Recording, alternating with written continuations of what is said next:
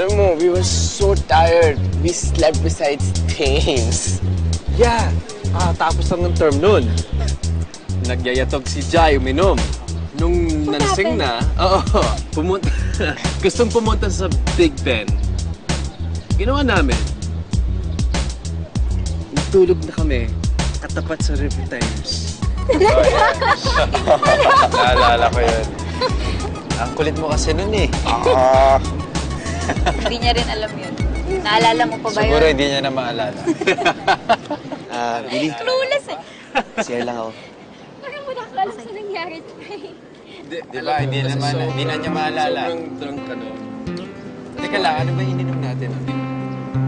Bro, tapos... Ilog? Ilog na yun. Guys, CCR lang ako. Babalik ako agad. Sige, sige lang. Sure, andito lang kami Ano pong one moment?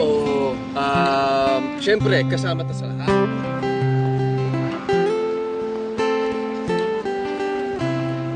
Andoy. Billy. Baka hanapin ka niliitan dun. Hindi. Tsaka, sa totoo lang, di rin naman ako makarelate eh.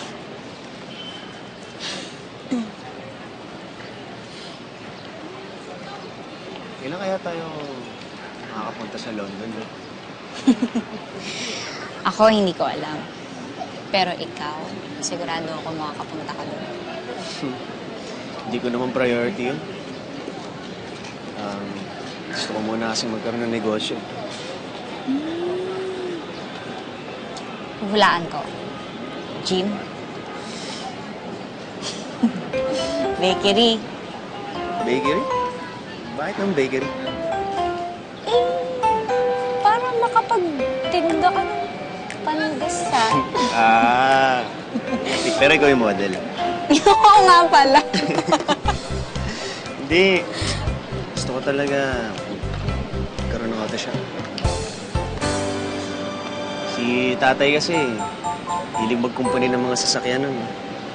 Tsaka, kung nagtayo kami ng auto shop, marami kayong matutulungan na taga-sana. Bibigyan namin sila ng trabaho. Andoy, may bala ka bang tumakbong mayor sa inyo?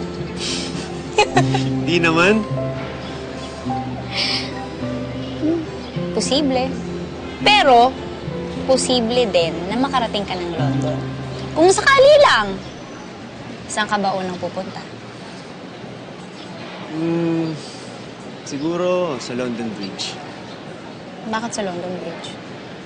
Tatanungin ko siya kung anong ginawa niyo nung na-fall siya. Andoy! Eh kasi nga, di ba? London Bridge eh. Tama na! Okay na eh. Hirit ka pa, sabi mo, babanyo ka.